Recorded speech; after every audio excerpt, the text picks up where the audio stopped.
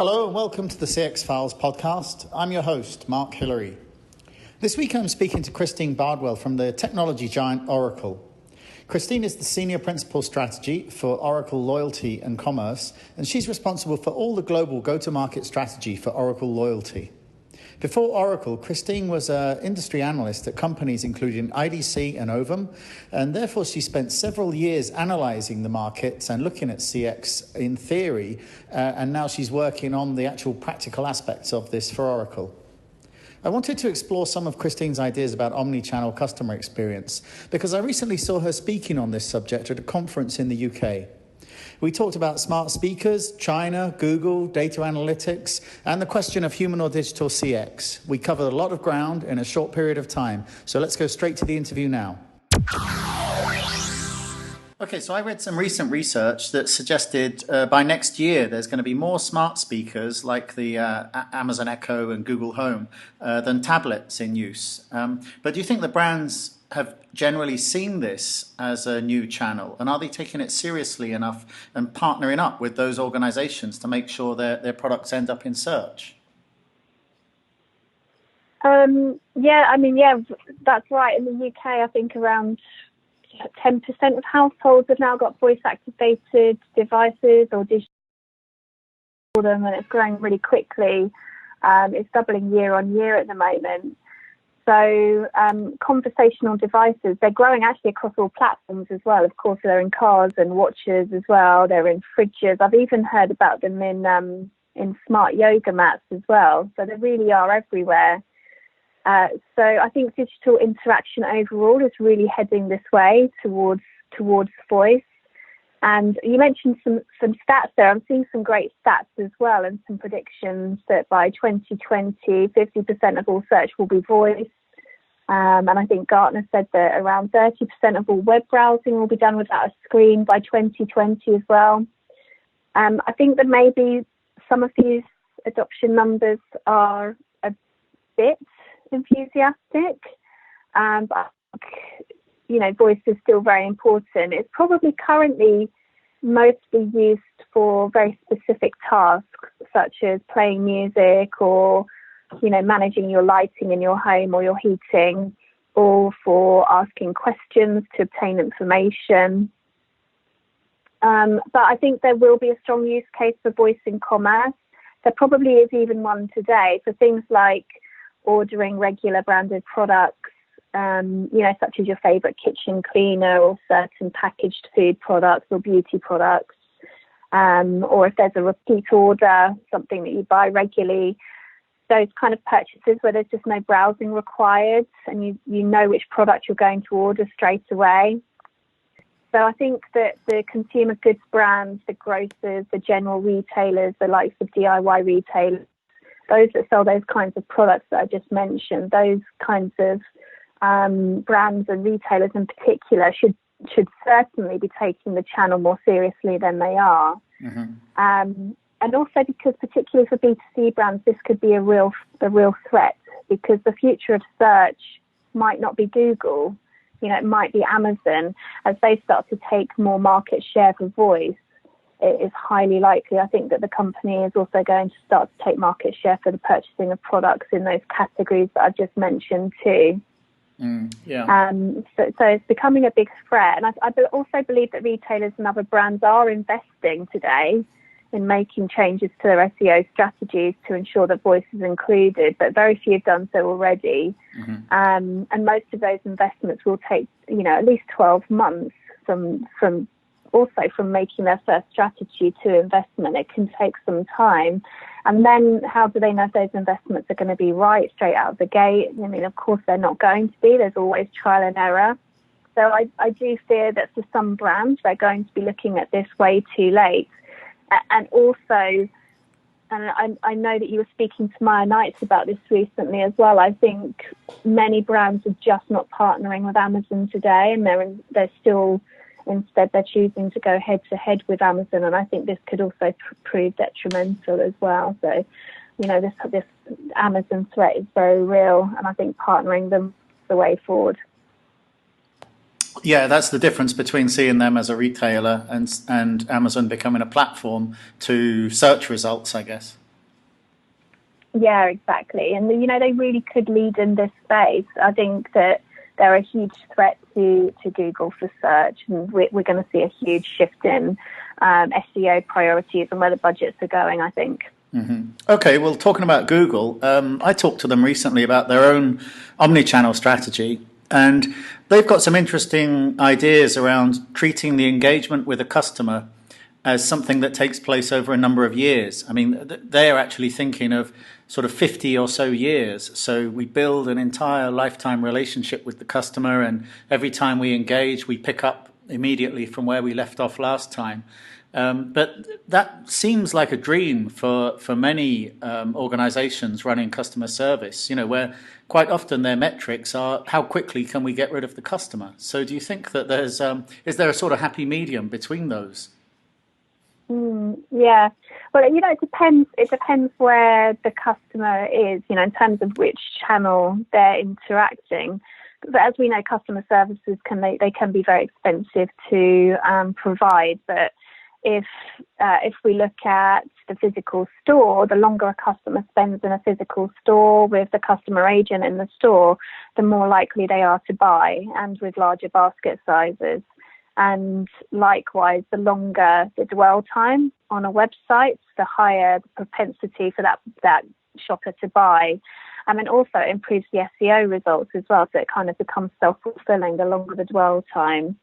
Now, if we're talking about call centres, contact centres, it might be that the customers would like to spend longer there asking questions or receiving help on a phone call, or in a chat session. But as we know, the average talk time in call centres doesn't quite have the same connotations as those I've just mentioned for the physical store and for the online store, because as we know, there has to be the optimal balance between handling efficiency and customer satisfaction as well. But I think we're going to start to see a shift there. I think, maybe the problem is that a lot of call centre agents today are spending more of their time on those value queries.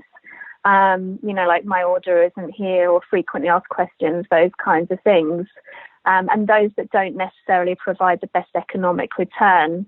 But with digital automation coming in now to help this and allowing some of those kind of lower touch questions to be answered more quickly and efficiency, it's going to allow the call centre agents to spend more of their time focusing on those profit driving interactions in the same way that you would expect from a in-store interaction, for example. So I think probably as we start to see more of this happening, more of this automation, we'll probably also start to see a change in the KPIs that are used to track performance in the call centres, so they're a little bit more aligned with what we see in some of the other channels.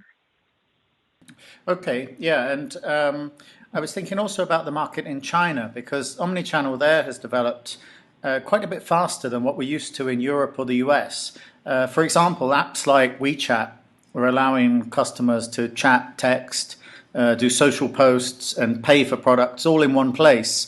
And now it's very common for physical stores to only accept app payments.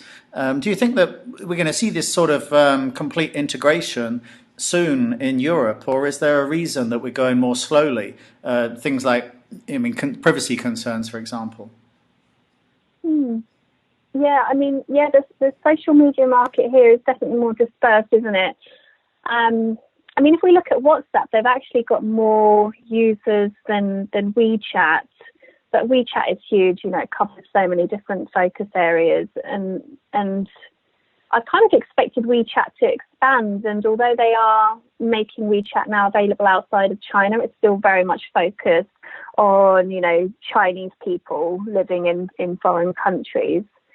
I think probably what's happened there is that in China there were blocks on social media channels that were used in the West. So some of those some of the larger channels, social media platforms such as Facebook, for example, weren't able to be active in the way that they wanted to within China. So it produced this environment where a local really thrive. And I think for the West, we already have these market-leading social platforms such as, Facebook and Instagram, and then we have these market-leading e-payment options as well, such as PayPal and Apple Pay. That may not be the market take-up may not be the same as in China, but I think it would be very difficult now for a single provider of all of these services to overcome a lot of these already dominant players. Mm-hmm. My personal preference, I think it would be amazing to have a single place to, shop, to pay your bills, to chat with your friends, social network all in one place. Mm. And going back to what I was just saying about voice-activated devices, I think I can see this happening, but it might just mean that we bypass the screen altogether to get to that stage. Yeah. But also I think it's also interesting that you were calling WeChat an omnichannel experience, because it is in many ways, but actually, it's more of a marketplace or a destination. It's a platform in itself. So WeChat actually has to hand off the service delivery to its partners or to its suppliers or, to its customers.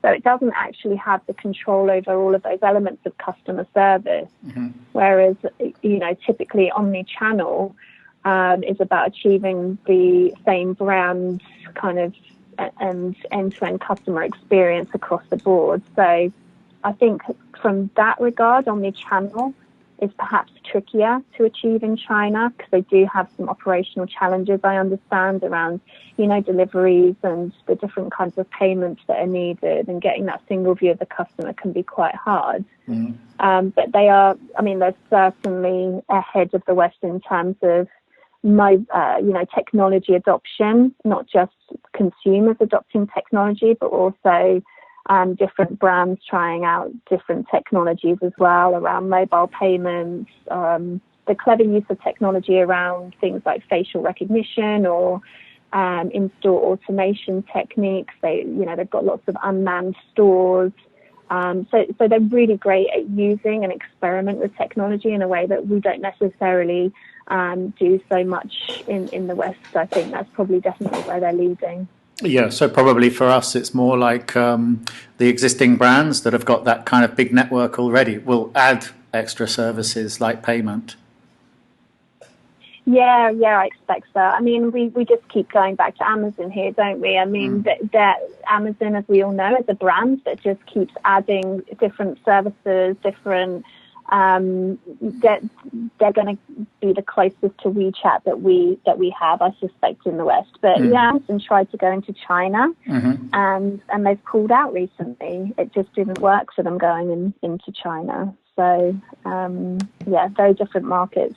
Okay. Well, I wanted to ask then about some of the changes in the customer service space that the Omnichannel has driven. So, for example, when we look at how a contact center used to work 10 years ago, it was very different to today when we're looking at the requirement for automation, artificial intelligence, other technologies. Are the contact center companies, the companies that we've seen delivering business process outsourcing for years, are they really the people that can drive this forward? Or do you expect that we're going to see customer experience technology companies coming in and shaking up the market? No, I think the BPO companies are still the experts here. I think my opinion is the large technology companies and the big agencies that haven't yet invested in supplying human agents are very unlikely to start doing so.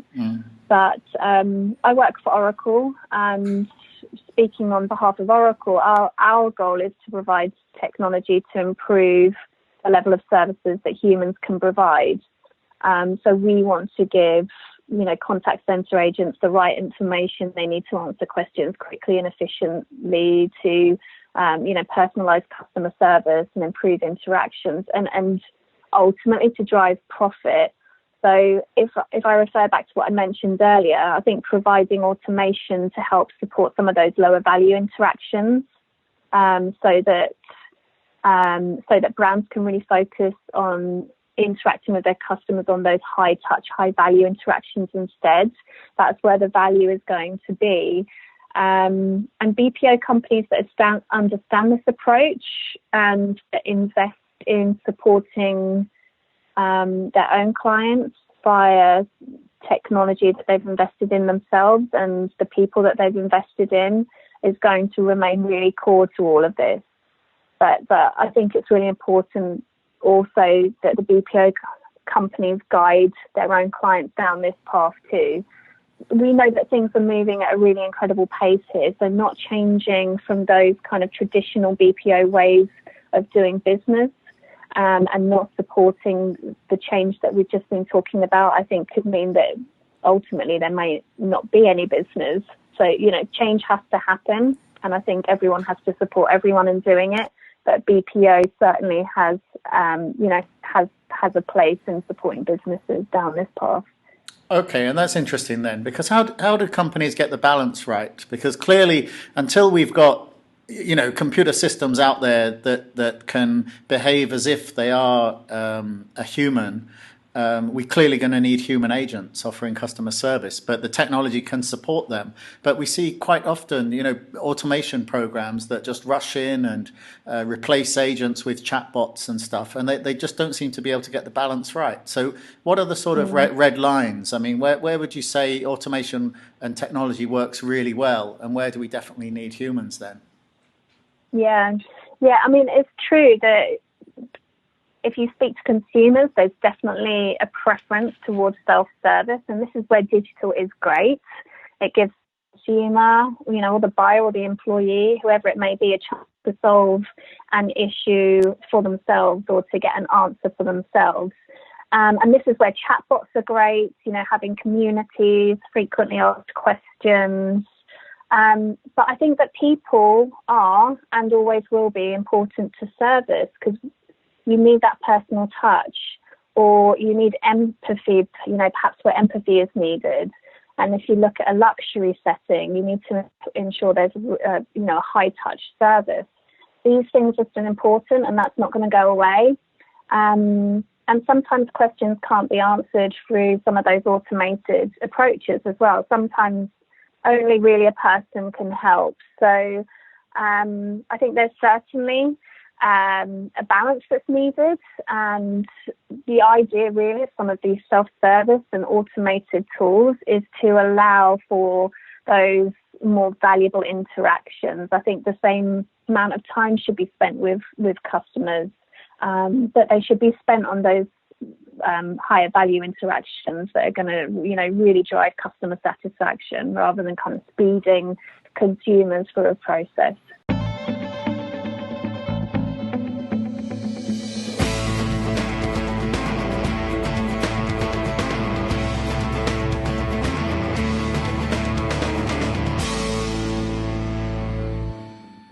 Thanks for listening to the CX Files podcast. Please take a moment to review the podcast, because this helps other listeners to find it. And if you have any suggestions, then get in touch with me on Twitter or LinkedIn. I'm at Mark Hillary with 2 L's, or just search Google for Mark Hillary.